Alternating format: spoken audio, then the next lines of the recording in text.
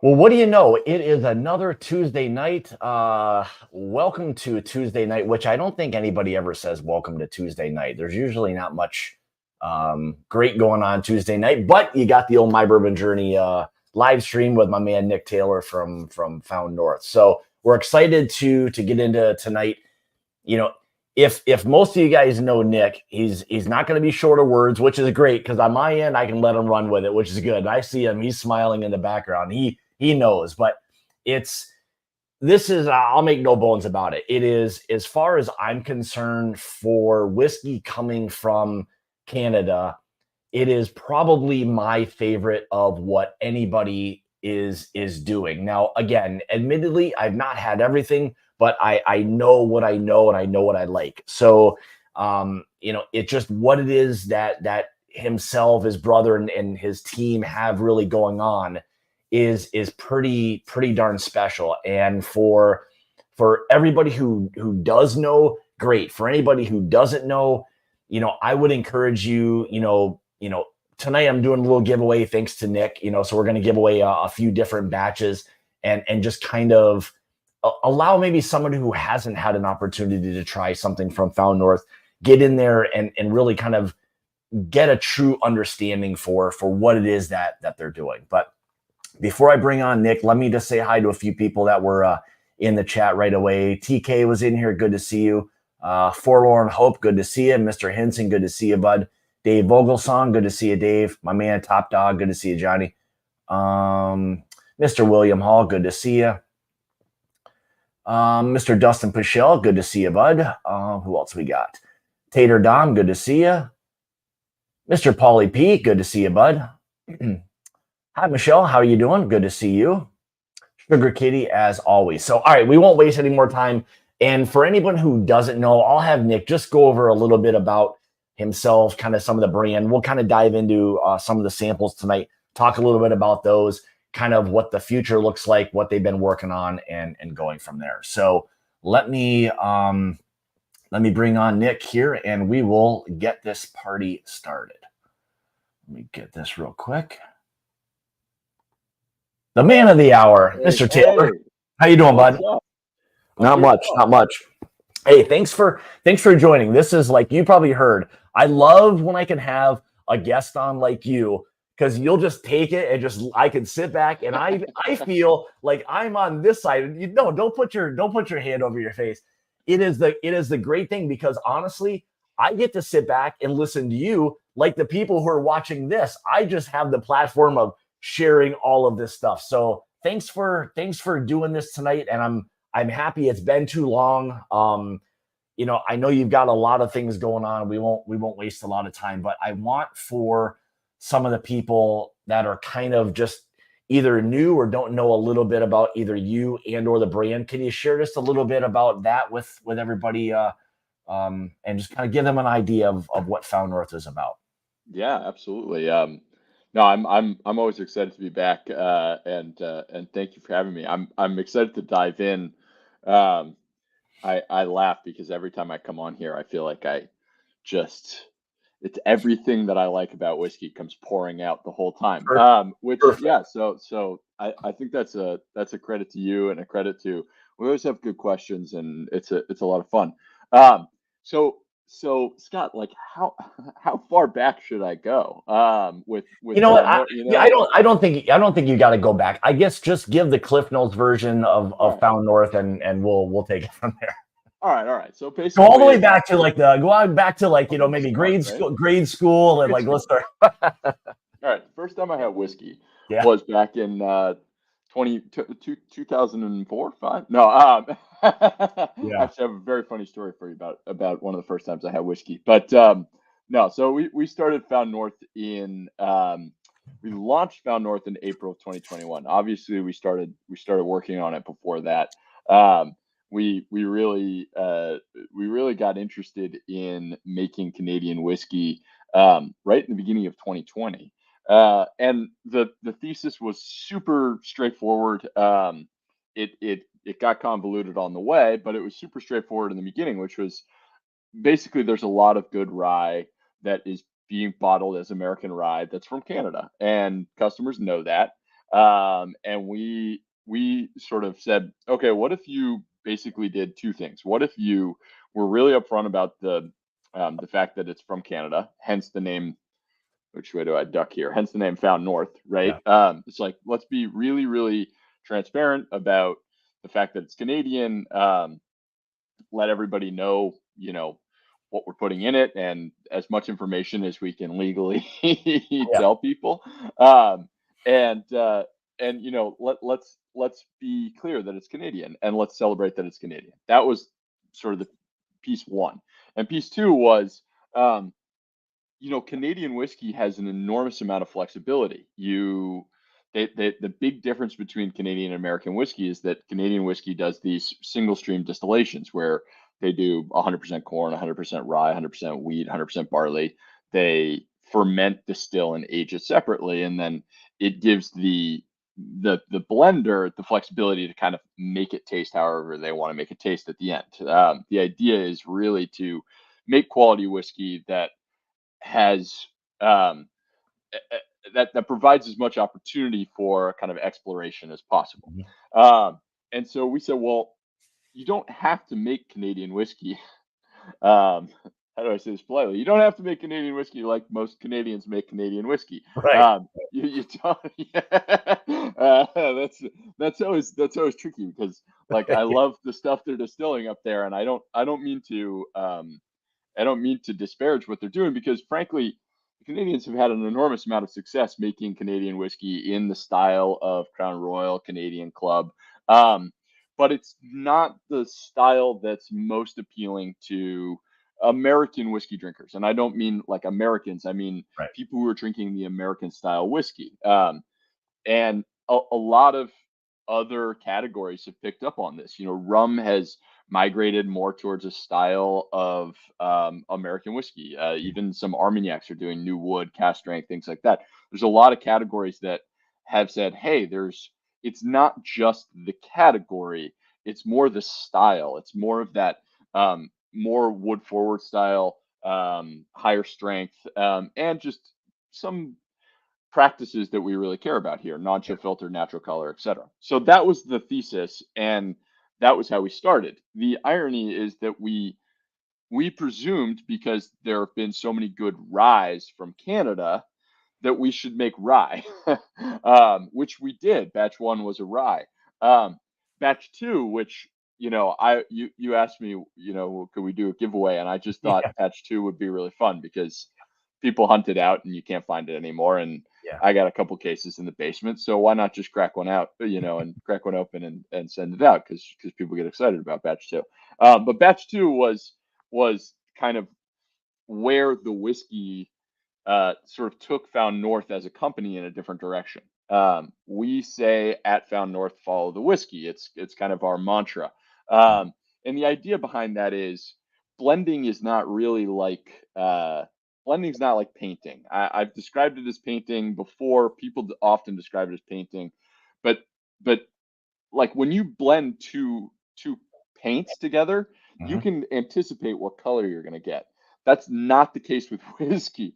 When you Yeah. take whiskey one and whiskey two, you expect it to be something in the middle of those, and it can go in a completely different direction. Um, and so when we blend, we have an idea of where we want to go. But if the whiskey veers off in a different direction and it's a good direction, we follow it and we see where it takes us and we follow it down the rabbit hole. And that's what happened with batch two. We had control over the ratio of corn to rye. And we started at this kind of 70-30 ratio with batch two of rye to corn. But we had this incredibly beautiful whiskey component. It was a 20-year corn that had spent 13 years in ex bourbon and then 7 years in new American oak. And it was stunning. And as we increased that corn component, we eventually got to the point where it was no longer legally a rye. Yeah. And we settled on basically 80% corn, 20% rye. And the whiskey was beautiful. I mean, we absolutely loved it. And we just weren't sure if people would buy into, or I shouldn't say buy into, I should say literally just buy Yeah. whiskey that can't be categorized as a bourbon. It doesn't fit into kind of anything, right? and we just weren't sure, but we were 100% sure that the whiskey tasted good. People went nuts about it, and so, when we made the next two batches, 3 and 4, 3 we did a rye again, and 4 we kind of did this style of batch 2 where we were kind of in the 80-20 range of corn to rye, and people went nuts over it again. And I see it's Matt's favorite down here in the comments. Yeah, I mean, batch 4 was delightful. And so we kind of took a hint and we said, okay, people really want us to make this style of whiskey, and we're really excited about it. We think it's a direction that in a way bridges the gap between, it's not just a drinkers of American whiskey, but it's really the drinkers of American whiskey that love a particular style, because whiskey's still weirdly bifurcated, where there's a lot of drinkers who drink, like Stag Antique Collection style whiskey. They drink, they're looking for, barrel bourbon, or they're looking for, and then there's still a lot of people who drink, I don't know how to, softer things, right? And that is, I mean, I would agree to your point. You can't compare every whiskey to each other. And going back to, like, when you're talking about batch 2 was for me when you and I kind of first started talking, and I got a bottle of batch 2 and I tried it. Like, I had to, like, kind of like step back, because I wasn't expecting that. Like, I would say for most people, and you probably have run up against this and still do, you just don't expect that kind of flavor profile to come from, Canada. Let's just say Canada. Yeah. And I think, and for me early on, that was when I think I knew, you guys are in your own lane. You are doing something, to me, completely different, and giving, again, a little bit of that American style, like, whiskey, I don't want to say flavor, but flair, to the point where it's not so different that people are like, I don't know if I want that. This was really a competitor and had all of those flavors that we think of that we want from an American whiskey side of things, just in a Canadian whiskey, if that makes sense. Yes, yeah, it does make sense, and I think what's exciting for us, what's really exciting for us, I won't speak for everyone. What's really exciting for me is I love whiskey. Like, I love this category. I love American whiskey. I love Scotch whiskey. I love Japanese. I mean, I am full-blown obsessed with whiskey. Somebody came in here and said they're drinking a 1998 Kleinlich because I'm in the room. I love that. Thank you. That's totally an homage to my favorite Scotch distillery. So, like, I absolutely love whiskey, and when we were launching a brand, one of the reasons we ended on Canadian was that it wasn't necessarily that we loved Canadian more than anything else. In fact, I didn't have a lot of Canadian whiskeys that I was really in love with when we started making Canadian whiskey. However, what's really fun about Found North is the ability to be in this position where we're making people reconsider Canadian, and I really hope down the line that we're making Canadian whiskey makers reconsider a little bit how they present Canadian whiskey to this market. Because for now and for years, they haven't really, it's either that they haven't hit it on the head yet, or they just simply don't really need to market to the consumer that we've been marketing to, that we've been sort of making whiskey for, frankly. And so to be in this position where we're kind of affecting a little bit how people consider whiskey, and just like you said, you drink batch 2 and you go, wait a second, I didn't know this was an opportunity that I had in Canadian whiskey. That's exciting. That's really exciting. Yeah, and it was. I mean, that was the when I first tried that. Again, like I said before, I mean, I just had to kind of like step back a little bit and think, oh my God, like this is not at all what I was expecting. And I'm sure that's probably what you were kind of hoping for, was that it would be more of like what we feel like we want, but not expecting to get that, if that makes Yes. sense. Yes. You know, Totally. and it's been like every single one that you've done, all of these kind of like just, you know, different batches have all had these unique profiles. And that's what I'll say, like, that I love about what you guys do the most, is the attention to detail for just creating what it is that you're creating, because this is not just a Canadian like whiskey that is the norm, and you're just throwing it in a bottle and it is what it is. There is so much behind, you know, what it is that you guys do, that I just feel like people need and should know more about Found North. Oh, I appreciate that. I Yeah. really appreciate that. I think I think the one of the interesting challenges for us right now is, um, when we first conceived of the batches, the idea was that, people could follow along as basically as the batches were almost like chapters, right? This idea Mhm. of, okay, what are you going to do next, and how do you iterate off of what you've done before? Um, the thing that we didn't think of, or that I didn't consider, was that, like, your your base expands. Most people haven't tasted batch one and two, No, um, and no. so when and frankly, most people haven't tasted three and four. Many more people have tasted five and six, and now seven, than the earlier batches. And so, we want, in a way, to continue to iterate, and I think for us, um, it's not that we want to get more towards a Canadian style, but we do want to take advantage of the things we can do with Canadian whiskey. Yeah, Canadian whiskey, um, is different from bourbon, other than just doing the individual grains. There are many different rules, and there are many different levers that you can pull to really affect how the whiskey tastes. And so what's fascinating is, like, all right, there's obviously a style that is batch four, batch six, batch seven, yeah, that people like from us. I mean, not that people didn't like batch five, and not that people didn't like batch three, but there's obviously this thing that we've landed on yeah, that people expect. But at the same time, we want to iterate, and we want to move in a direction that, um, that takes advantage of our, different our access to different production. yeah.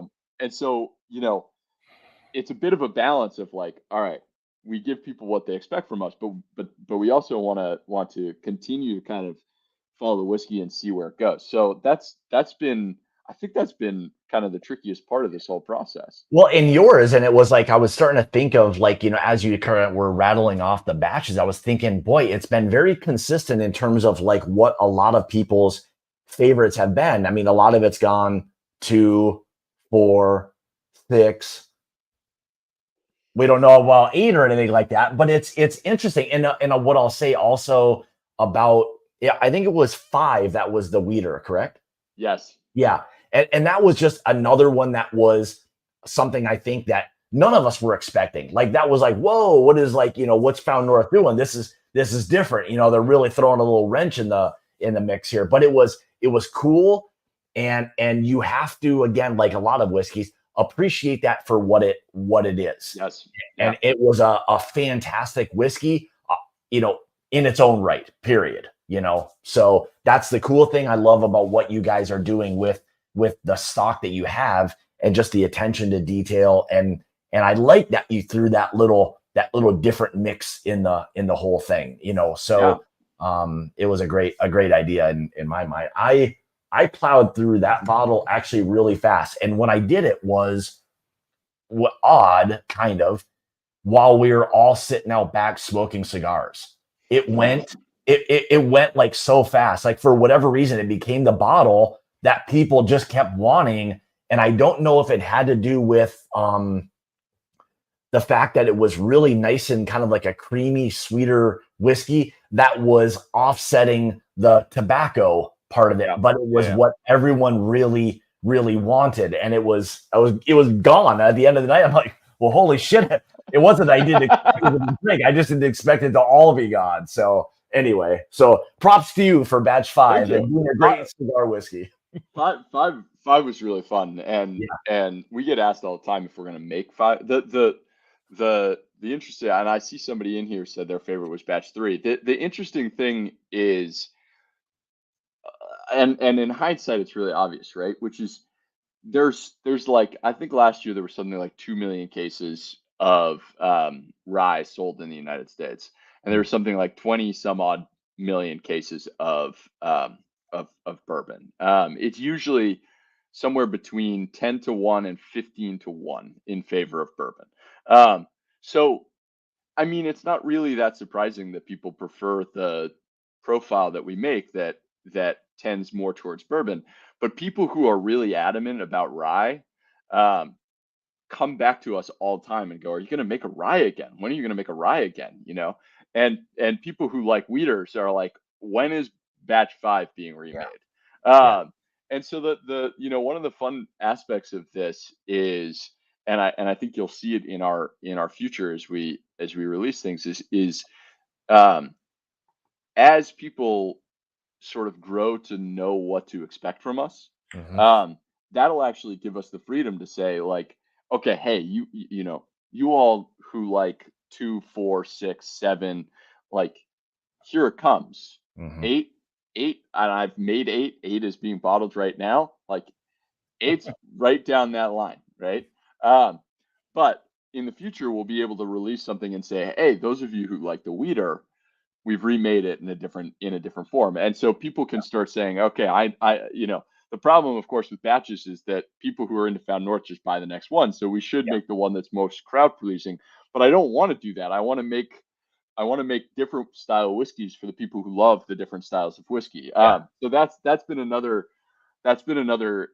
piece that we've navigated as we've said, all right, what does the roadmap look like for us in terms of product mix? Because we're Yeah. not just going to keep doing the exact same thing with slight iterations. We want to really branch out even more, which I'm excited about. Yeah, and I can only imagine like what that is. But I think like you'd mentioned before, it's a great idea to still, have that one thing or kind of that one thing that's the tried and true effect, right? Yep. And also have where the wheels are spinning of what other kind of monster can I create. So it's like the yin and yang effect of Yes. like the Yes. whiskey world, is that you want to give people what they've all enjoyed in the past. But for you, I'm sure that would be somewhat, boring, let's say, just lack of a better term, because you think there's the next best thing. What is the next thing I can create that everybody doesn't know they love yet? Yes. Yeah. So I mean, I can see the dynamics of that, and I'm sure you're not the only one. I'm sure everybody who creates whiskey is in that same category, but I think you're a little bit different because of how much, like how unique these really are. They're just a brand in whiskeys that I try to tell people, like, hey, if you haven't tried this, and it's a great thing I found to throw in blinds, because when you give people these, they don't know what What the hell that it is. is? They don't know what that is. And it's great. It's great to watch It's that. good. I know. Yeah, I know. it really is. It really is a lot of fun. But let's do this. Let's Yes. let's talk a little bit about, since I've got 6S and 7 in front of me. I guess, since some people are, before we go any further, of 6 and then 6S and 7, what is still available on the website or available that you can still buy? Any of that? Let On me our see. website, Yeah. I think we're out of everything. Yeah. Okay. I wasn't sure if there Uh, was still. I think we're out of everything. The Yeah, 7 was supposed to last us for the rest of the year. Um, but but 7, like 7, Yeah. I we released it in June, and it was off our website by August. Yeah. It's been pretty crazy, which is really exciting. But at the same time, I had to make 8. like very, very quickly. Don't even read that out loud. Don't even read that out. I know How'd you make 8 fast? That's one of my brothers to the north up in Canada messing with you right now is what he's doing. What? Oh, yeah, Canadian. Oh, Yeah. Caribou Crossing, Canadian whiskey. Yeah, lovely whiskeys. Yeah, so on our website, I think 5, 6, and 7, 5, 6, 5's definitely on 6, 7, 6S. They're all gone. I think maybe on Sealbox or Shared Pour, you might be able to order 7 still. And then in different markets, we still have different whiskeys. So if you live in Illinois, everything's gone in California. If you live in California, you're screwed. But in Illinois, Binny's still has like they bought pallets and pallets of Found North, and then every time they're close to running out, they're like, "Can we buy more?" So they still have 3 through 7. They have 4, which is ridiculous, and they have like 6 bottles of 5 left, which is also ridiculous. Really? Yeah, they got a little 5 left. They got a little 4 left. And then there are a handful of stores in Massachusetts that still have a few left. And then that's probably about it. I mean, it's available in stores in New York, in upstate New York, and in and around New York City. But they've disappeared. They've disappeared, which is sad but great, right? It's like, okay, well, we got to make it. Well, what I've always said is, like, in the whiskey world, you know, where there's a will, there's a way. People will find a way if they want it badly enough to get that. And I don't know. Can you go to Binny's like online? Do you know if they do online shipping at all? I don't know if they do or not. Only ship within Illinois. I think they only ship within Illinois. Okay. Well, but as I'll always say, if you're looking for one of the batches, like, email me at nick@foundnorthwhisky.com, and I'll try to point you in the direction of a store that's got it. Yeah. I know. One of my favorite accounts is Bitters and Bottles out in San Francisco, South San Francisco, and I believe they ship in state, but they may ship out of state. I'm not sure, but I think they ship in state. And they bought insanely deep, and they still have a few things lying around. So okay. Well, you heard from the horse's mouth. If you can't find something, you want something, just email Nick, and he'll see if he can track something down for you. Heck yes. So. All right. Did you want me to? There have been a couple great questions popping. Yeah. If you see something that you want to answer, I knew early on, someone was asking of you and your brother, who was the best blender? Is that even a? My brother doesn't do any of the blending. He does. He does the thing that Zach is really good at. The 2 things that Zach is really good at. One is he's an excellent palate, and so he's very good at when you've been blending the same formula for like 3 weeks. Yeah. You start to get a little bit blind to you start to get blind spots. You don't notice that it's a little bitter because you've just been blending it, and then he'll come in and be like, "Hey guys, like, you know this is a little bitter," and then you sort of step back and you come back to it, and you're like, "Shit, it's a little bitter. We got to fix that, right?" Okay, we need to reformulate it. So he's very good at that, and he's very, very good at he's very, very good at knowing what people will like. It's a little bit different than having like Sammy, who does a lot of the blending with me. Sammy has this incredible palette where he has great ideas and he can directionally move things in a great way. My brother's really good at going, yeah, but people are gonna like this one, which is like a simple approach, just like, yes, you like this one. Yeah. But no, he doesn't do as much of the blending. And then somebody also asked if I had a favorite batch. Oh God. Yeah. I don't know. It might be 7. It changes. At times it was 5. There was a time when 5 was just absolutely my favorite. 2 is so interesting to me because I absolutely love 2. But when I drink it, I almost wish I could go back in time now that I'm better at blending. It just tweak a few things. I didn't think it had a perfect finish, and I think we could have fixed that if we just had a little bit more experience at the time. But at the same time, the way in which it's a little rough around the edges makes me kind of like it even more. There's something a little less polished about it that I really love. Yeah. But right now, like, I think we did something fun with seven that um I think really will appeal to drinkers of American whiskey, but just moves in a direction that is not exactly available to American whiskey. Yeah. American whiskey, there are certain ways in which the casking requirements of American whiskey hamstring it, and it takes away this huge chunk of the flavor profile that's really just inaccessible to bourbon. So seven we did some things where there's we'll get into it, but we did some things with seven where it's like, holy shit, this is really interesting and Yeah. really good. And I want to make whiskey. I've always said this. It's great to make good whiskey, but I want to make whiskey that is both good and you can't grab something off of the shelf that tastes anything like it. Like Yeah. that's exciting to me. That's always been something I want to do. I want to drink whiskey that expands the library that is whiskey, right? Yeah.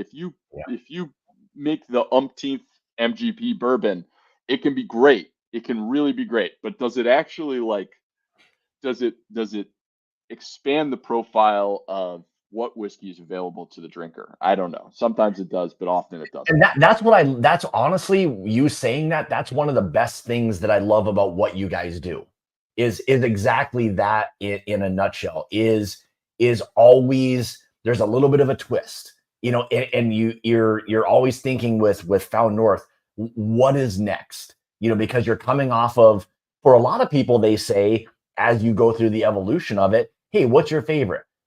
2, 4, 5, 6, 7. Like, okay, guys, you just literally rattled off the evolution of Found North. So, like, let's call it what it is. But that's a cool thing, because as that happens and people continue to say what my favorite batch is, it's oftentimes whatever the newest thing is. And I get that, like, it's fresh in your mind.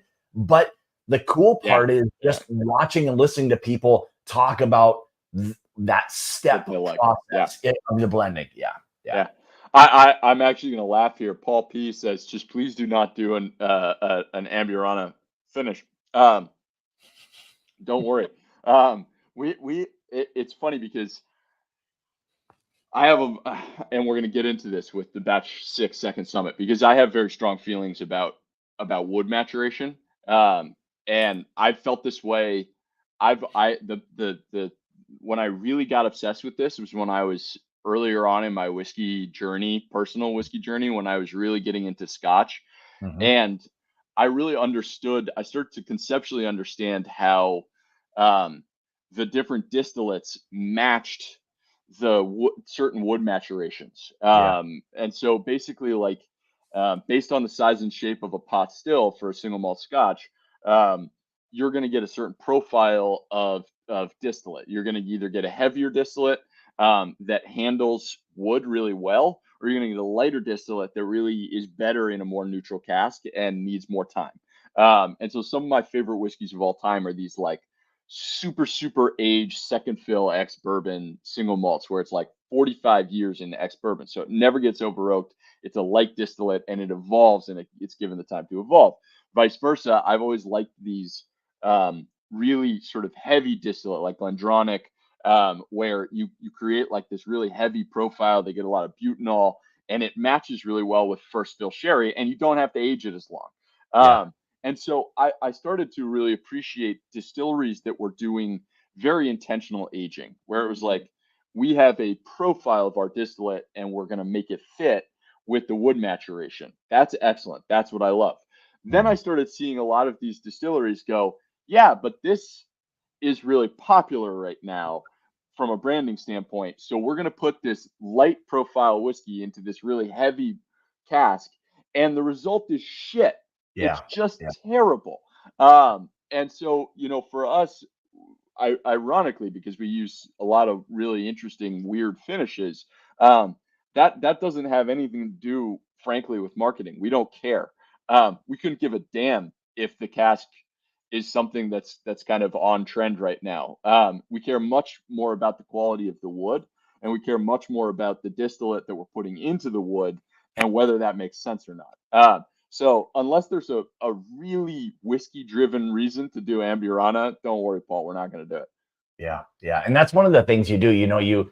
You see a lot of the companies out there that just kind of fall into the trend mode, and then it doesn't matter like what kind of whiskey they're using. They just use that as a finish. And then I've always said, in my opinion, when drinking a whiskey, if the actual whiskey or the components of the whiskey blend are lost with the finish, what's the point of that? Like, I mean, that's like wanting like just a fresh glass of water and someone dumping Kool-Aid in it.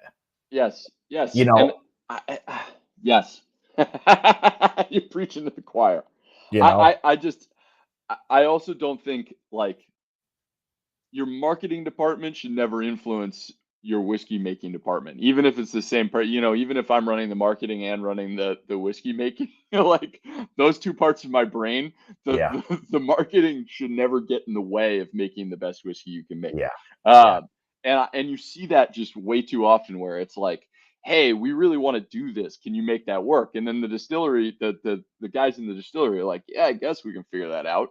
And it's like, what are we doing? You end up with these just crackpot whiskeys that don't make any sense. yeah. And I that's when you lose me. That's when you lose me. Yeah, and it is. It's one of those things also. And if you're partially late to the game, that Mm, finish could be completely gone. You're seeing some that still pop up a little bit now that are like, oh boy, like I know they started probably a little bit after the trend, and now that people don't want it, now they've got all this stuff, and then what do you do with that many cases of whiskey that nobody wants? yep. Yeah. All right, so let's do Talk this. about whiskey. Let's talk. Yeah, exactly. Let's talk a little bit about six, because I know there's Good. probably a lot of people in the chat tonight. We can go through six, 6S, and Yeah, seven, and yeah, then we yeah. can kind of get into what you've got going on. So I Awesome. love six. I'm always torn on trying to tell somebody what my favorite is, because as soon as I say it, I think that's not it, and then I want to say another one. So. But six to me was just a very, very well done whiskey. And it's like, as simple as that is, it's more than that, you know? I appreciate that. I think with with six, we were what we were trying to do is we were trying to get the landing of two and the finish of four. That's I swear to God, that's really what we were trying to do. Two. So we talk about four things. Most people when they talk about whiskey, they talk about nose, palate, finish. Yeah. Um, there's a fourth, and it's more important than all three put together, and that's landing. And what I mean by landing is like 99% of people decide whether they like a whiskey based on how it hits your palate right away. Like the really the first like if if you think about whiskey as progressing over a period of time, I always think whiskey's much more akin to music than it is to painting, than it is to a Yeah. lot of other things. If you think about like when you think about uh, uh, a phrase of music in whiskey, the first like one or two notes of the whole phrase determine so much about whether people are excited about the whiskey or not. And frankly, myself included, I can drink a whiskey where I go, oh, the nose is great, and I drink it, and it lands without much kind of Yeah. excitement, and then it builds into something interesting, but it's already lost my attention, and it can do the second two-thirds of the whiskey incredibly well. But if it landed wrong, I just it lost me on the first note. And so we care so much about the landing, and that was what batch two had. I think batch two just like when it hit, you just you're like, holy shit, this is an Yeah. awesome whiskey. And it didn't matter that that it had a little bit of an abrupt finish. Like it just landed so well. And batch four, I felt like landed well. But what really was amazing about batch four was just how long the story. I mean, it just goes for days and days. And so Yeah. we really had a lot of intentionality around six because we knew what people liked about two, we knew what people liked about four, Yeah. and we felt like we had developed the skill to bring both of those worlds together. And so six was a really cool blend. Um, it was our highest concentration of corn, so it was 87% corn, 12% rye, 1% malted barley, um, and and it was a really interesting blend. It's a blend of 17-year, 21-year, and 26-year-old corn, and we actually used a little bit of both the corn from batch two and the corn from batch four in it, which was fun, and a rye, an 18 and 19-year rye, and I think it is like very, very Found North. Yeah. If you wanted to just show someone like, "Hey, this is what Found North does," give them six. Yeah. I would agree. I think I agree 100% because it is a true. I'm glad you said it. It is a true representation of, I think, what Found North kind of is in a nutshell. It is just a beautiful whiskey, period. I know that's not like very official or anything like that. It's just one of those things where when you give it to someone and say, hey, just take a few sips, enjoy it, and then tell me what you think. And then the silence oftentimes tells you a lot, because there's a lot of the wheels spinning. But man, that sweet. I mean, for me, there's that beautiful, like custardy citrus note that's there, but with that really nice baking spice and that wood note that's there. It just really balanced very, very well. And batch six is dynamic. And God, man, I am just so hooked on music analogies. But in music, when you think about dynamics, you think not just about like the notes and the timing, but Yeah, but the emphasis, right? Um, I think I really find that six, like it lands and then it settles and then it comes back yeah, with force. Like you yeah. really get the initial hit and then it gets into that kind of creamy custard and then it comes back with like big Spice. heavy spice Yeah, and it just sits on your palate. um it and does. when we got to that, the hardest thing about six by far was getting that getting that dynamic sort of experience Mhm. without the finish being too hot. We had to tweak it a lot. I mean, really constantly tweak Hmm. little percentage points to the point where we weren't losing the big spice, but we weren't overcooking your palate because it's 100 and I mean, crap, it's 128.2 proof. Like this Yeah, thing's got a lot of proof on it.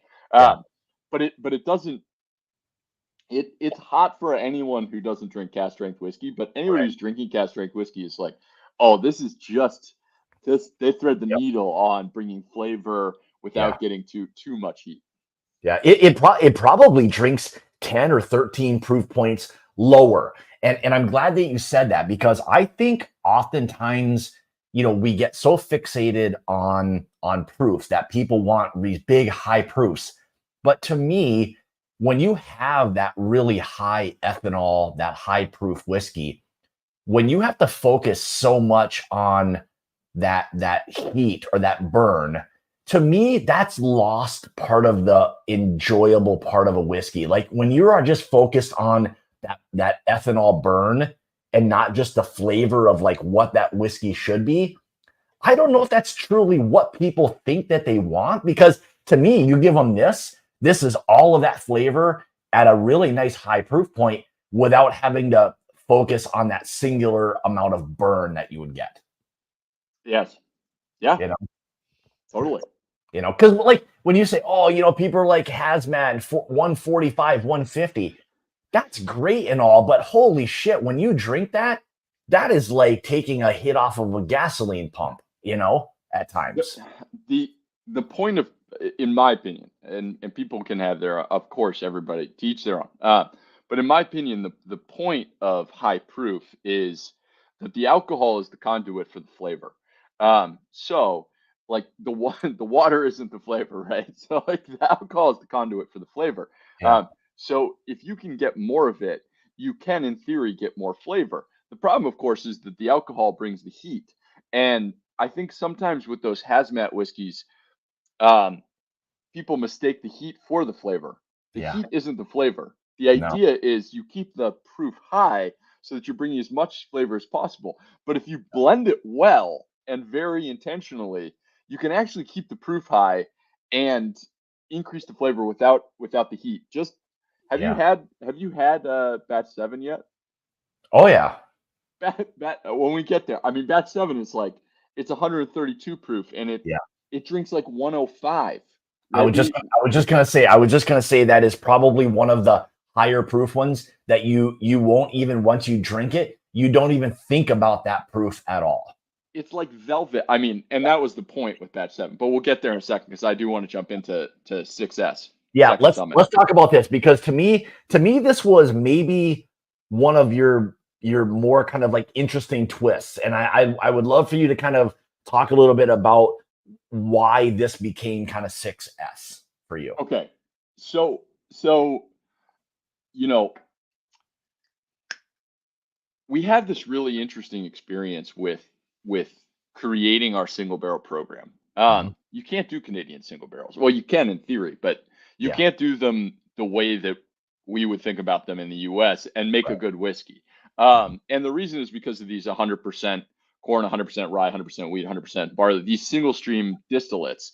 If you just grab a single barrel of those, they're not made to be complete whiskeys. They're actually made to have like a layer of flavor, not a full profile, because it's Mhm. actually easier to blend layers of flavor than it is to blend jagged whiskeys. Trust me. Like if you take complex whiskey number 1 and complex whiskey number 2 and you put them together, you just get a cacophony of flavor. Like you really don't get it doesn't blend well. Whereas if you take something that does this thing really well and one that takes this other thing that does really well and you put them together, that's when you're layering whiskeys together in a way that makes sense.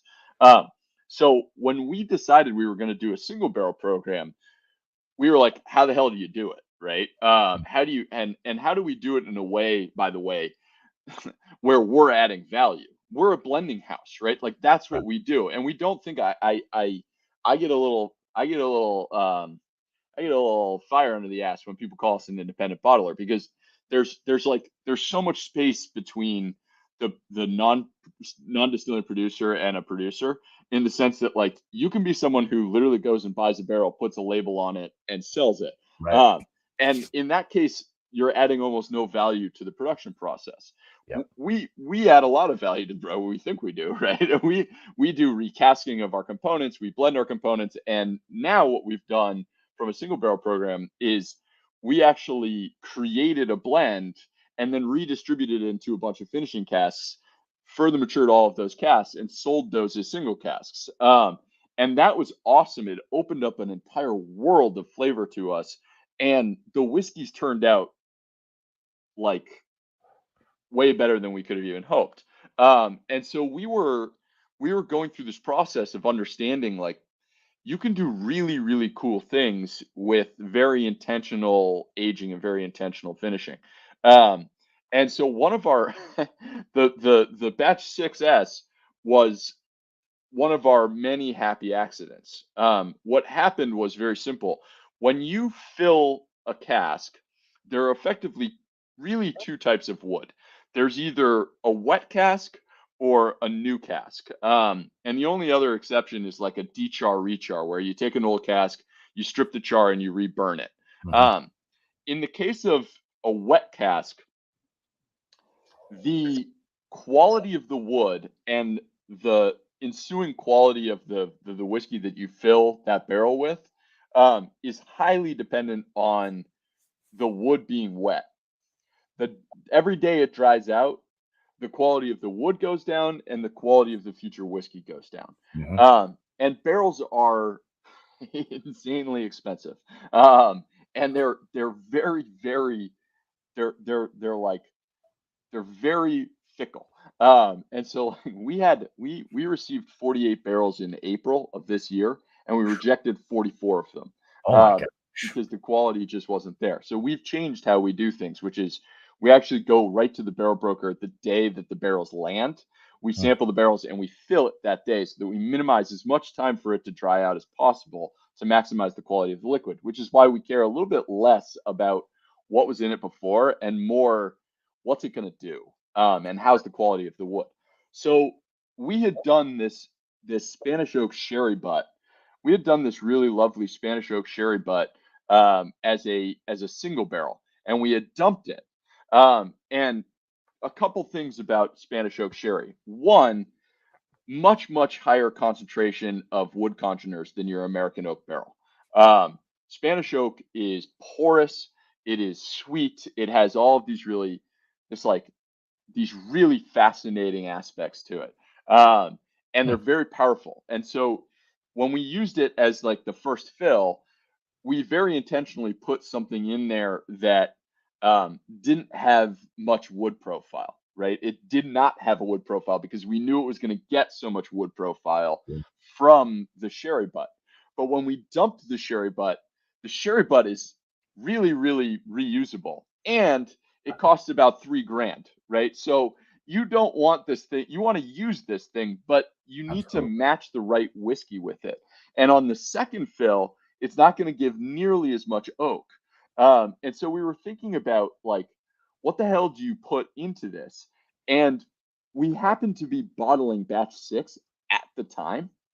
Like literally we were in the process of bottling batch 6. And we had a meeting and we were like, batch 6 has a complete wood profile, but this isn't going to give it that much more wood. It's more just going to evolve and polish some of the flavors. So what if we took 500 liters of that and put it in this second fill sherry butt and see if it improves, because we think it will.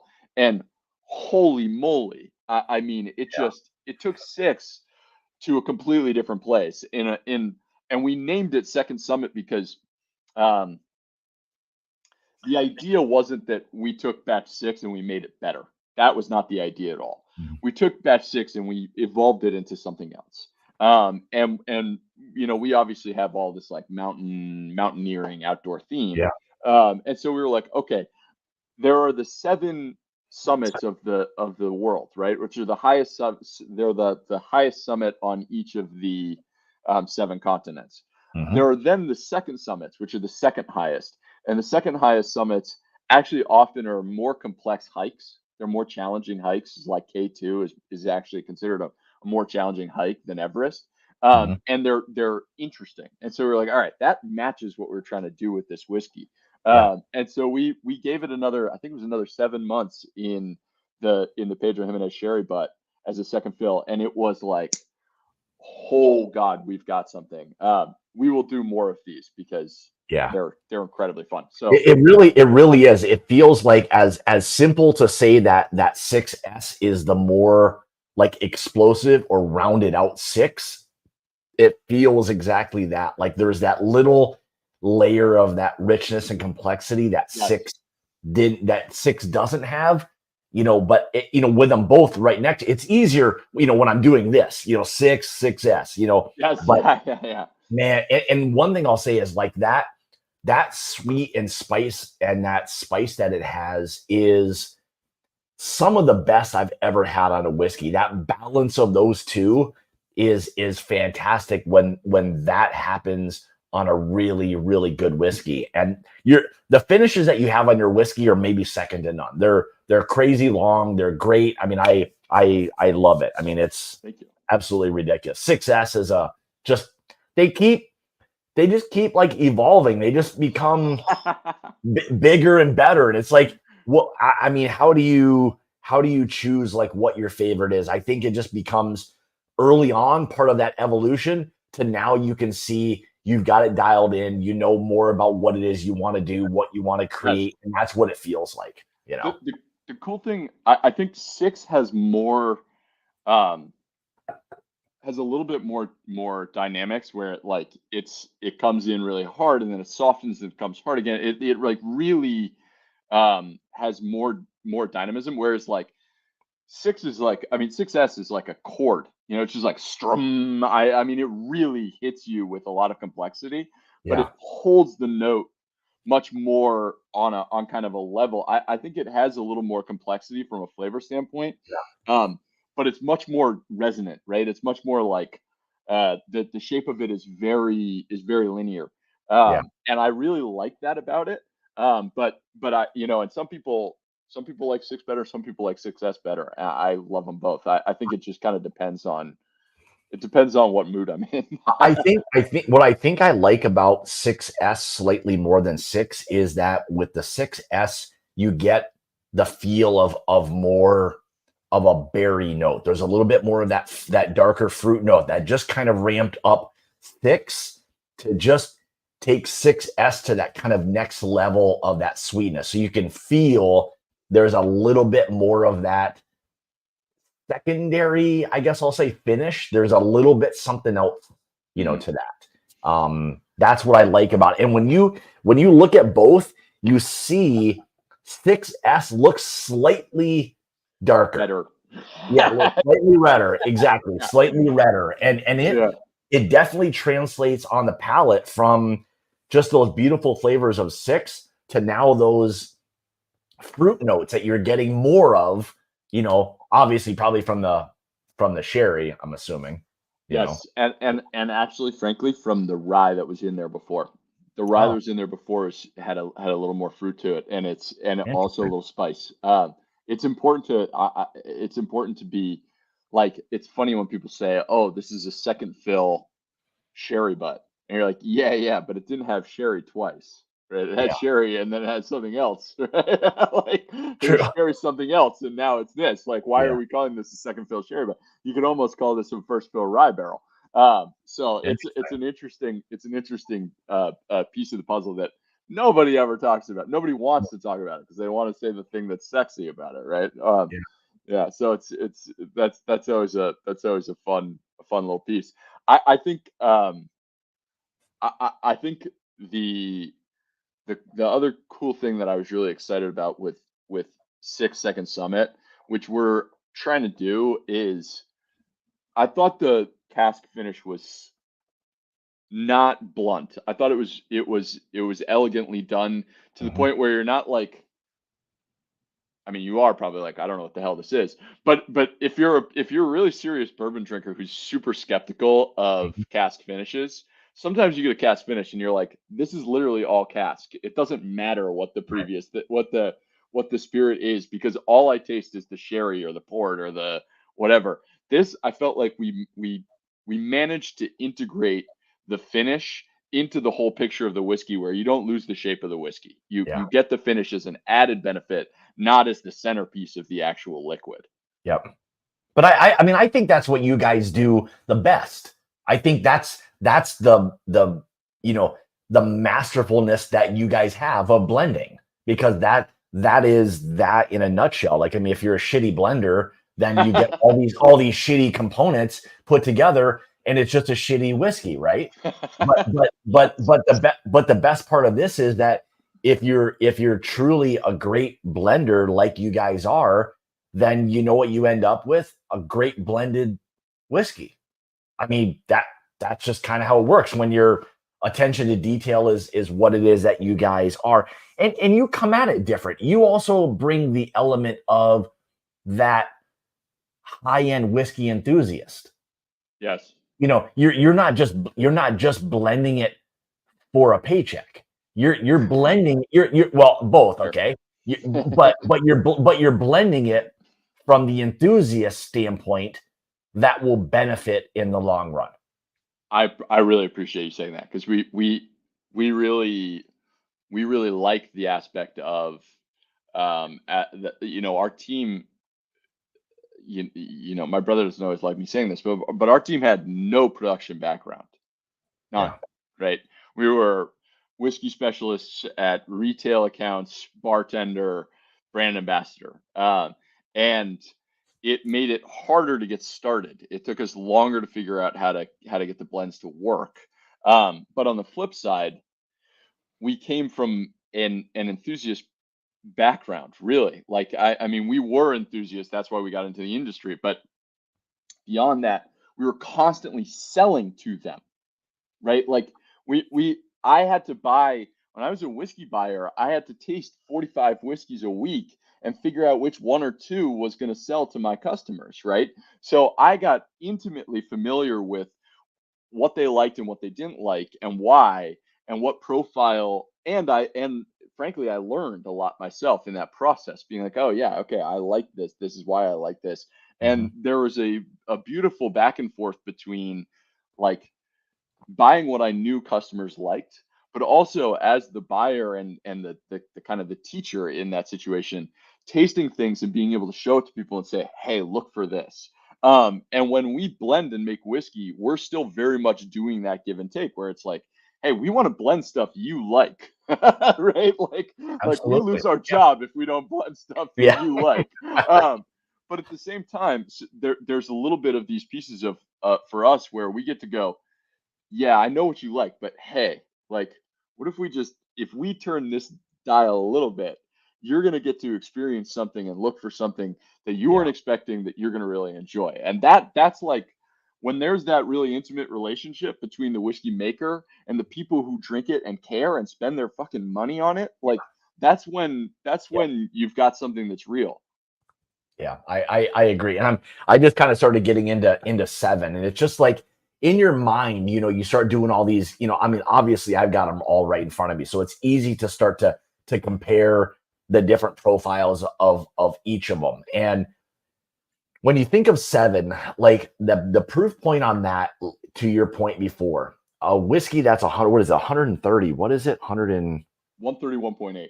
131.8. Like that proof just does not drink like that, and it maintains all of that flavor that you probably wanted in something that's 110. You know, Yes. I mean, And this is that I just this whiskey was, I think, for us when we really started separating strength from finish, in the sense that like just because something lingers hot at the end, yeah, that's not flavor, that's heat, right?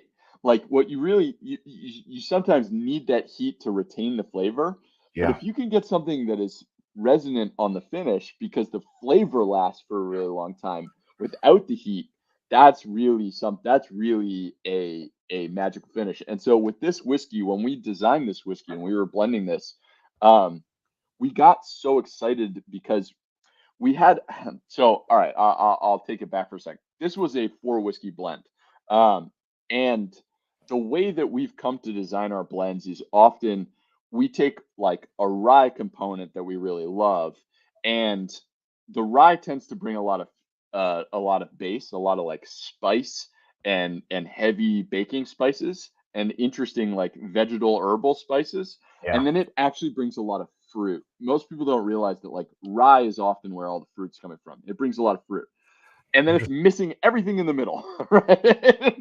And so what we often use is like we tend to we tend to use corn components that are aged in used casks and components that are aged in new casks. And we layer those in at the right ratio based on the rye to fill out the entire profile. Because the corn in new wood brings a lot of new wood flavor, right? It's a great vessel. Corn is an incredible vessel for new American oak.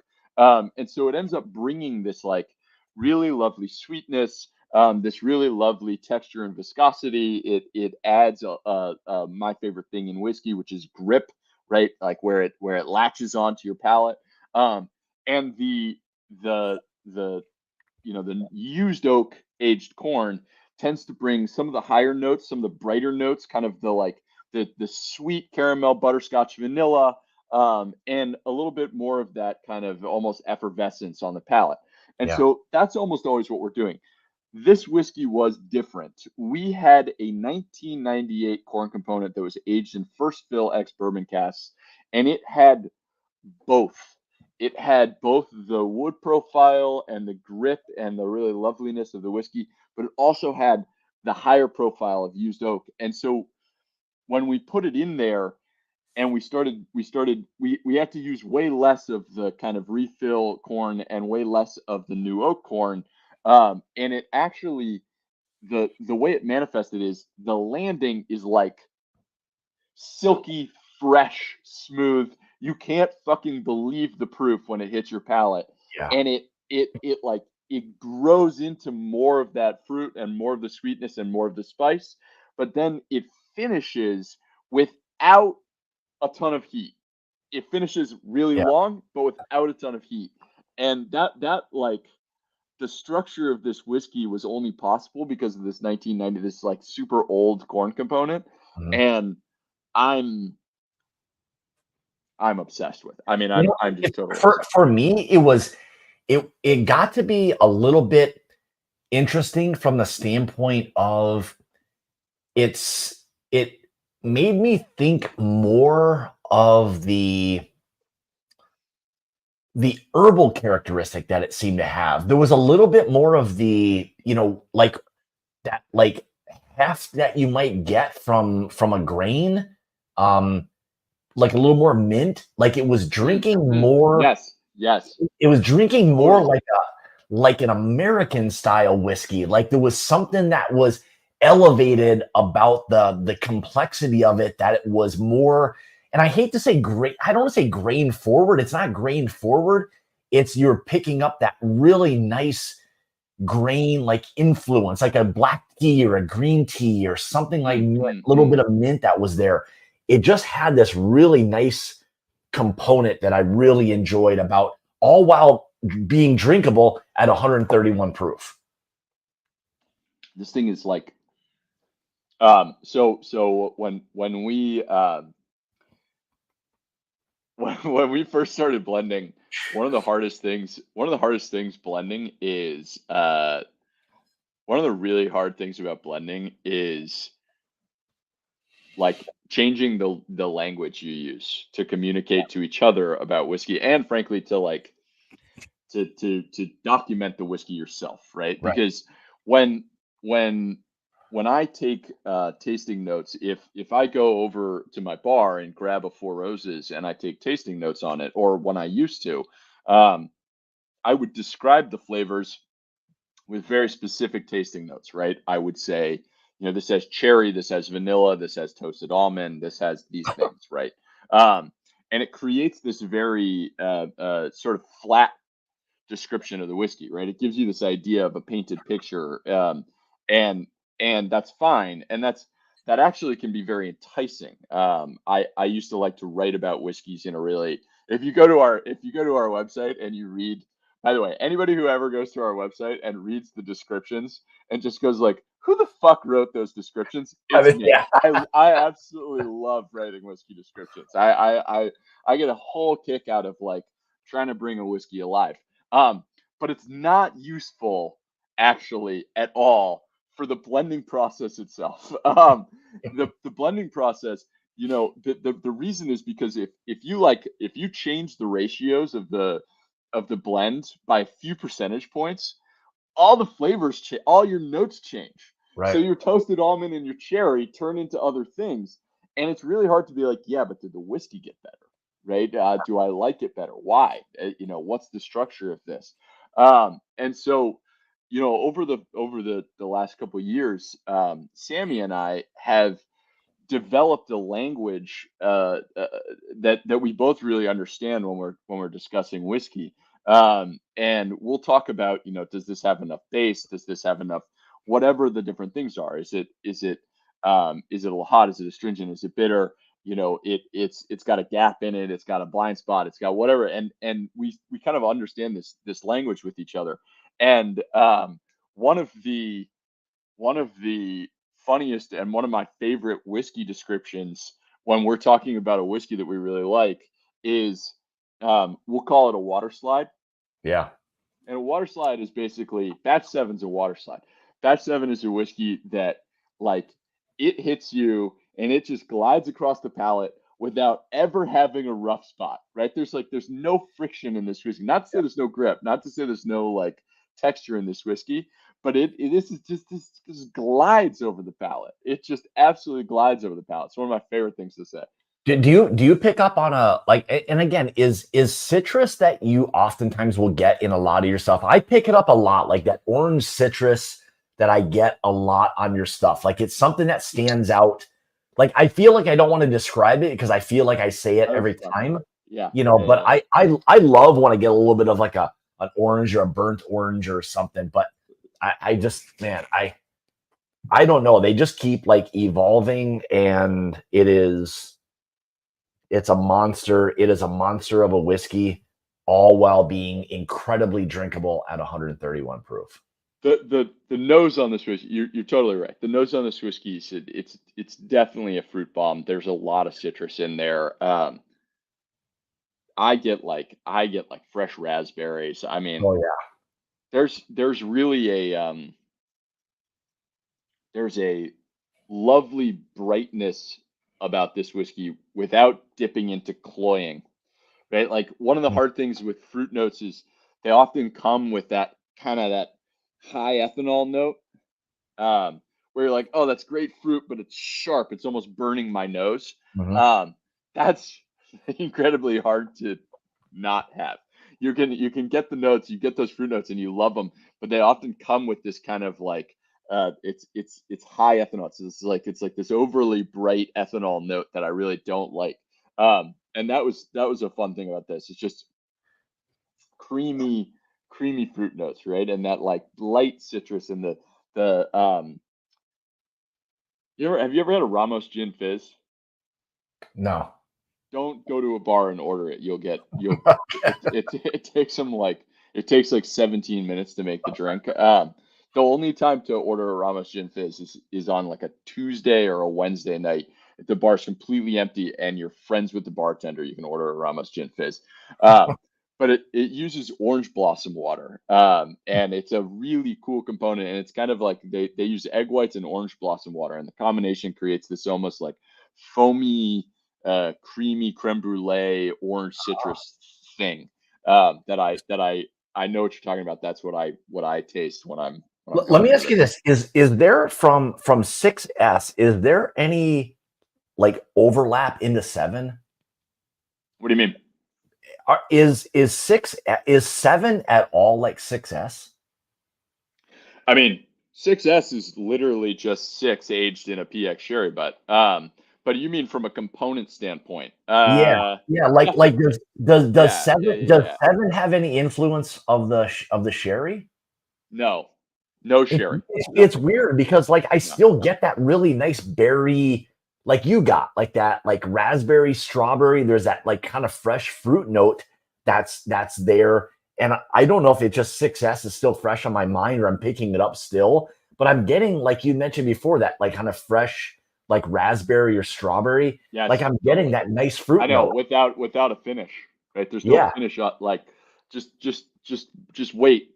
Just wait for December.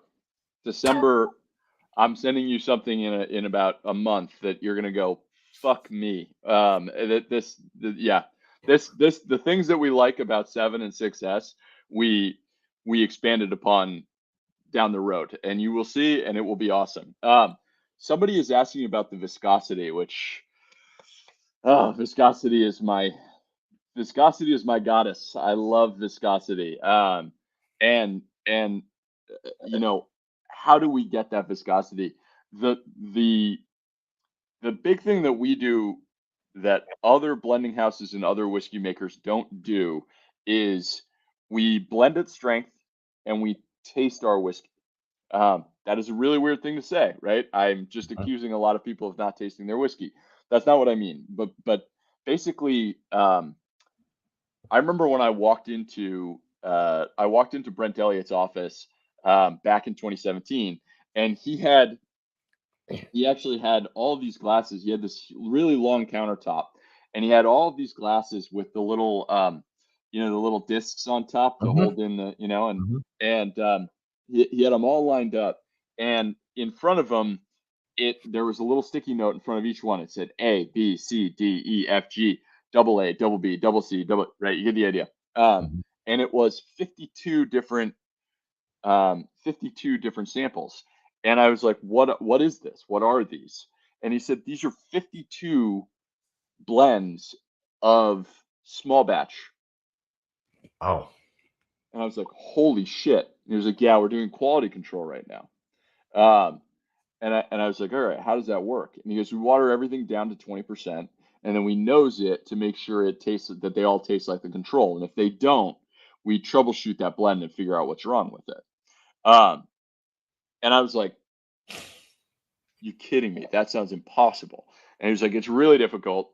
That's why we have a team of 10 that does it. And everybody noses it, and they grade it from 1 to 5. And if anybody gives it a 3, they don't bottle it. They go back and they all go back to it and they troubleshoot it.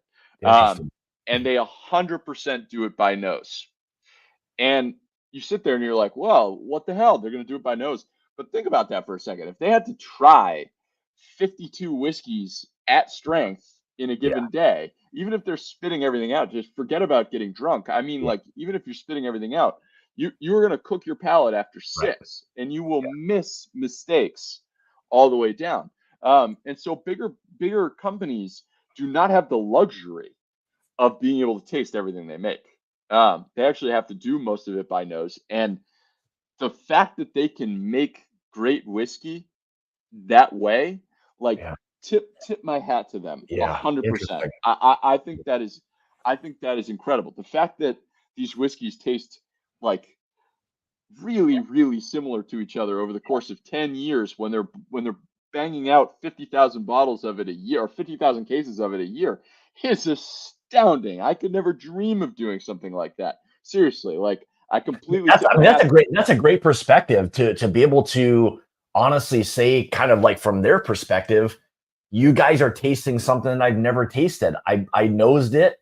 I did all of these blending based on how it all smelled, and I don't even necessarily know how it's going to taste. And I don't know. They do, but right.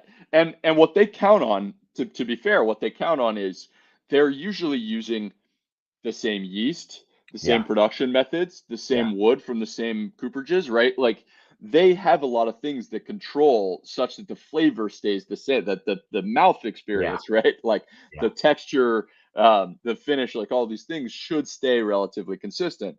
And then they're nosing it really not for flavor, but more for flaws. They're looking at, does this have like a frog pond note to it, right? So that's incredibly cool. But for us, what we get to do, because we taste our whiskey, and we taste it at strength, is we are completely obsessive about texture. I mean, like, I care more about texture than literally any other aspect of the whiskey. Texture is the number one thing I care about. Because, well, for a bunch of reasons. One, I get that your sense of smell is your ability to taste, right? We can only taste sweet, sour, bitter, salty, umami. We can taste 5 things. Everything else is our olfactory glands. Everything else is our sense of smell.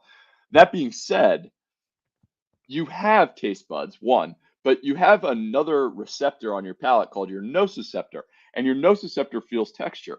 And it is actually the combination of texture and taste that is the experience of drinking whiskey. And it's those things in unison, right? We don't, nose the whiskey and then taste the whiskey without being able to actually taste it, right? When you put it in your mouth, you get the retronasal effect.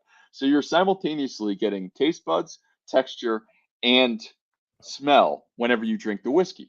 So for me, what I want and what I absolutely adore about batch 6 and what I absolutely adore about batch 7 is, like, 6 has this really heavy, lovely kind of wood and spice note. Well, that matches its texture. Its texture is grippy and crackly across the palate, the way you want it to be, like you're eating a cinnamon, sugar cookie, right? Like, it has that fat, that grip that you really expect.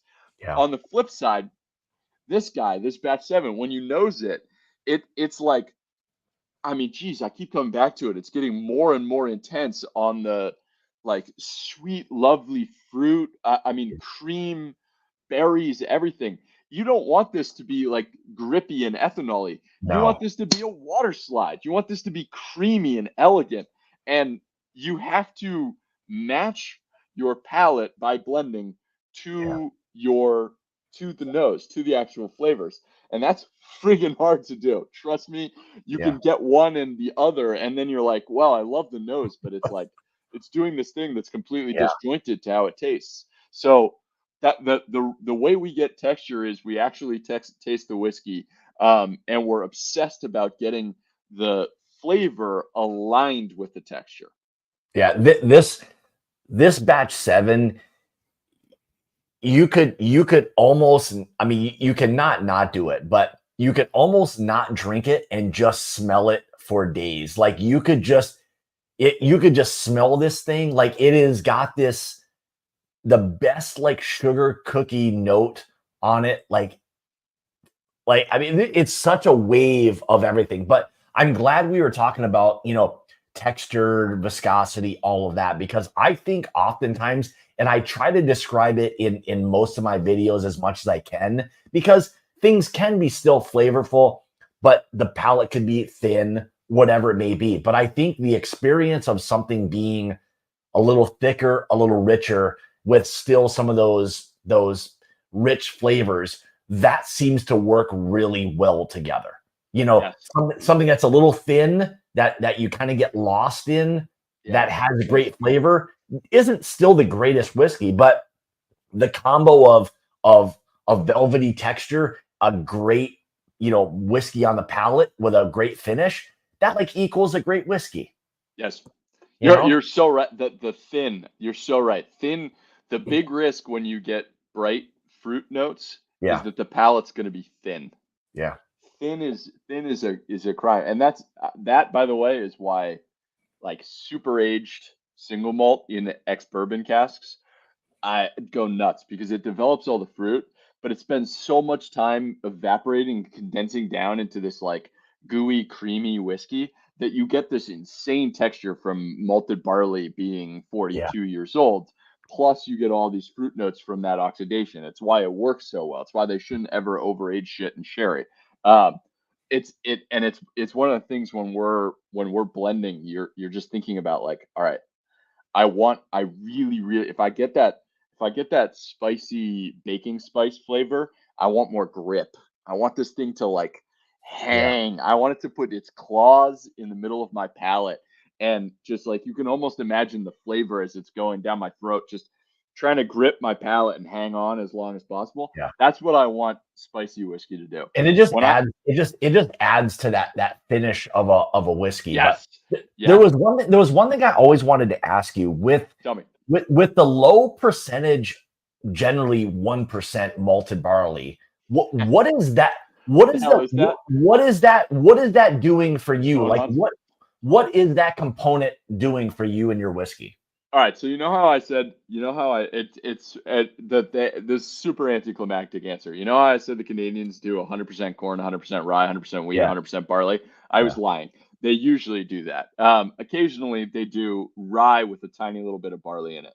And so when we use a rye that has a tiny little bit of barley, we want you to know that there's barley in the whiskey, and so it's just a transparency thing. We're actually never that's not true. We're almost never adding barley. We did very recently come across a barley component that's so damn good that I'm trying to figure out how to use it in a blend. Interesting. As a minority, as like less than 10% of the blend, but it does wild things to the texture. But it's cranky. Oh, it's Oh, cranky. It's hard to like. There are components. There are components that play well with others, and there are components that like, unless they're exactly in the right balance with the other whiskeys, just take over the whiskey in a really jagged way. And that's what the barley is. Brings a ton of really interesting characteristics and interesting flavor, and texture. Brings a lot of texture benefits, but it just bullies all the other whiskeys. So I'm trying to figure out how to get it to work, and I think next year you'll see it next year. interesting. All right, so with that, I know we're pretty far, and I know you got things going on, but let's talk one thing. So like where we're at now and going forward and looking into 2024, what do things look like for Found North, and what can you share with us tonight? So we made batch 8. I can tell you batch 8 is an 18-year whiskey. It's another new iteration of 2, 4, 6, 7, 8. But honestly, like I think 7 is a bigger jump away from 6 than 6 was a jump away from 4. If you know Oh, what I mean? Like yeah. I think they're of the same profile, but on the Venn diagram, even though they're in the same circle, they're pretty far away from each other in that circle. Um, eight's like a different piece of that circle as well. So we went with the high corn, and rye is the secondary component again. It's 18 years, and we we used a brand new rye in it that we built the whole whiskey around, and it's awesome. And that will come out in a couple weeks. So that'll be ready in a couple weeks. I will send you a sample. And that's super exciting. That's going to be kind of our fall release. We have a super limited whiskey that we're releasing in December. I can tell you it's the oldest whiskey we've ever released from an age statement point, but Hmm. also from a it's not only the oldest from an age statement standpoint, but it's the oldest from a combination of whiskey standpoint. Like the average age is really high, and it uses the oldest whiskey in there that we've ever used. Um, Not to say that that's like the be all end all. One of my favorite things are people who love batch 5 and love batch 5 despite the fact that it's like $125 8 year. Um, and if you dig deep into batch 5, like it's mostly 21-year-old whiskey. But Sorry. the people who like know Found North Yeah. know that we wouldn't put an 8-year-old age statement on there if we weren't damn proud of the whiskey and what went into it, and we didn't have a reason. Um, that being said, like old whiskey opens doors, man. It just allows you to do really fun things. So that'll be really exciting. That'll be really fun in December. We'll release that, and then we have a new season of single barrels. So all new, all new recipe. They're like just ripening. They're just hitting the spot where they're ready. Um, those will be corn. Those will be corn based instead of rye. Okay. So a completely different formula, completely different grain ratio, completely different composition of whiskeys that were used to make the original blend. Some really fun, wild new casks that we used that just did cool things. And then that's like the immediate future. The really interesting kind of long term things to look at for Found North are some of them are maturation related. Hmm.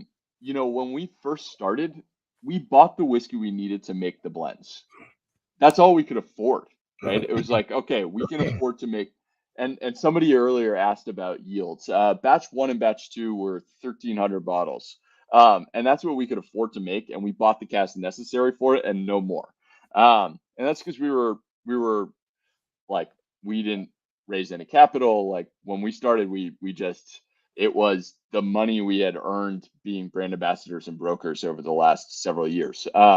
And so now we've actually been able to, for the last couple of years, actually buy whiskey, component whiskey, and recast it ourselves. So the Canadians, despite the fact that we've used things like Hungarian oak and we've used a lot of corn components that have been aged in new wood, like Canadians actually often are not using new wood. So we bought corn components and recast them into new wood. We did a lot of our own rebarreling.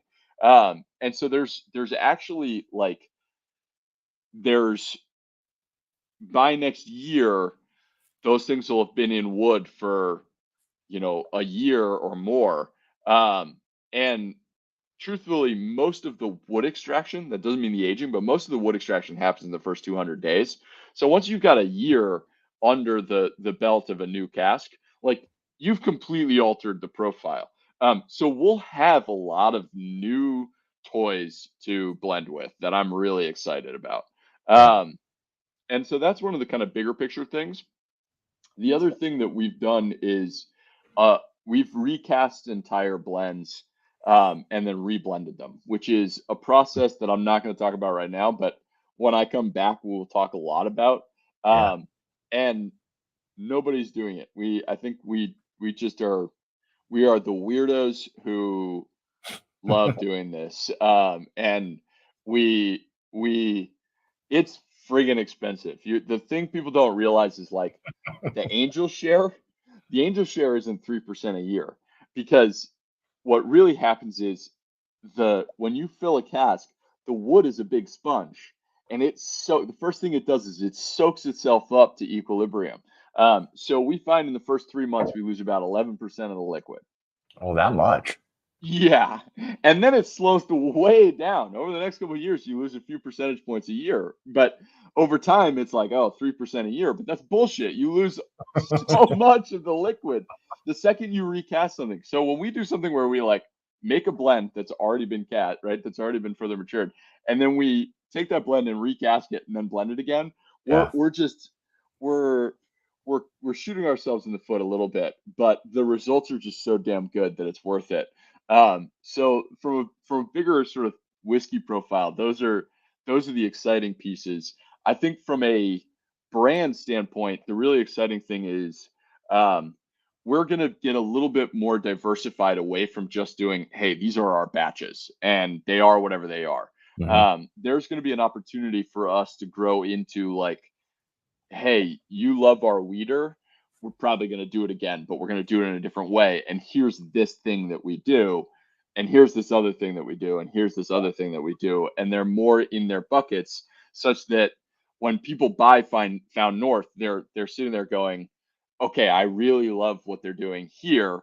So this is the one I'm going to buy. Or even better, we love these people the most. No, I love all of you equally. But like the people who are going, hey, I can't wait to see what they do from a wheat standpoint. I can't wait to see how they mess around with barley. I can't wait to see how they mess around here. So that's the like horribly written cliff notes of what's coming up. Well, I mean, I think it's a great idea. Now, one final thing, and then we'll my Do our wife raffle. my wife gave me the old school. Look at this. Remember, we used to like pick a name out of a hat. Love that. Literally old school. So Yes. one other thing I wanted to ask you is there something that you haven't done that you are either looking forward to doing or that is like, I don't want to say the creme de la creme of like what it is you'd want to do, but like for you, what would that be? Is there something, a wood or a species of something that you'd really like to finish a whiskey in, or whatever that may look like to you? I honestly, we are living out my wildest whiskey dreams right now. I Good. I can't Good. begin like we we we have absolutely no um we have absolutely no script that we're following where it's like, okay, we have to do this and we have to do Mhm. that, so we're going to keep doing this, we're going to keep doing that. The things that the experiments we do and the things that we try to do at Found North are pretty much always to the benefit of the whiskey or Yeah. with the goal of making the whiskey better. And that sounds really obvious, but like one thing, okay, here's one thing that I'm going to do next year that I'm really looking forward to that I haven't done. Um, Contrary to what most people in the whiskey world think, um, whiskey improves in a neutral container. Um, if you when and we figured this out by accident. We were bottling a bunch of barrels. We were bottling a bunch of barrels of whiskey, and there's a line. You can't obviously bottle them all in one day, Mhm. but you don't when somebody picks a barrel, you don't want to like let it, age for 3 more weeks, right? Yeah. So you dump it, and we dumped it into the ugliest plastic cans you've ever fucking seen. I'm not talking about some like sexy, literally it was like food grade tote, completely pure neutral circumstance. Yeah. And we tasted the whiskey, the last whiskey that was being barreled 3 weeks after we had dumped it, and the whiskey was noticeably better. And I had barrel pulls from when we pulled the barrel and from when we bottled the barrel, and you can tell a noticeable difference. And there are like a million industries that have been, you know, doing this forever, where they put something in glass for 3 years. You know, tequila puts things in glass for 3 years at the really high. No color, and they wouldn't do that if it didn't get better. And my experience is that it absolutely does get better. I am really intrigued to take a blend and get I'm serious, like a big glass container where it's completely inert. There's no additive, there's no like wood adding, no anything, and just let it rest for like 3 months and let it rest for 6 months and sample it. Just time it out, sample it, and see what happens, because people have been doing this in the alcohol industry for 200 fucking years for a reason, and I want to know what it does. That's very interesting that you say that. Like, because you think of that mingling process of letting things rest without the influence of anything else. So now, the components of whatever is in a neutral environment has nothing to do but work with whatever all the factors are within that. Integrated with each other. I mean, there's a reason why people have been doing Solera for so long, right? Where like, and I have just I've started to have small experiences where I've noticed that it makes the whiskey better. And I know from my own experience, and I was like, I was the biggest whiskey skeptic of all time, particularly when I was in retail, because everything was always marketing nonsense, right? It's like, oh, we play music to the barrels. It's like, okay, give me a break, right?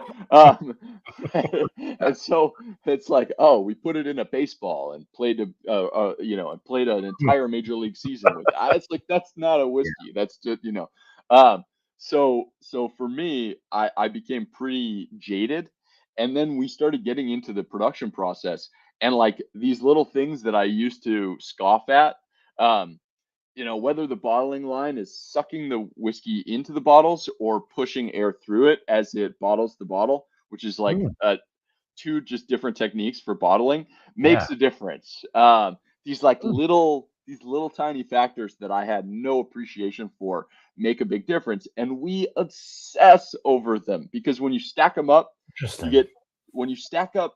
I say this all the time, when you make the whiskey 1% better 10 times, the 1% of like, hey, I use this bottling line versus this bottling line, if I pour it, for most people, they're not going to be able to tell the difference.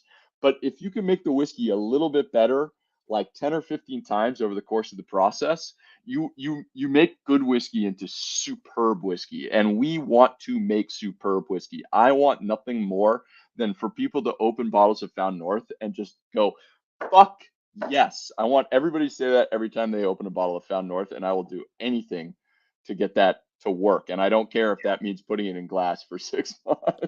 I mean, it's a cool thing. I mean, I appreciate the perspective, or that perspective of just, again, the 1% of something, like, because no one ever thinks of just 1% better. Like, what's 1%? But like you said, 1% on top of 1% on top of 1% all starts to, it adds up. It really starts to, and compounds.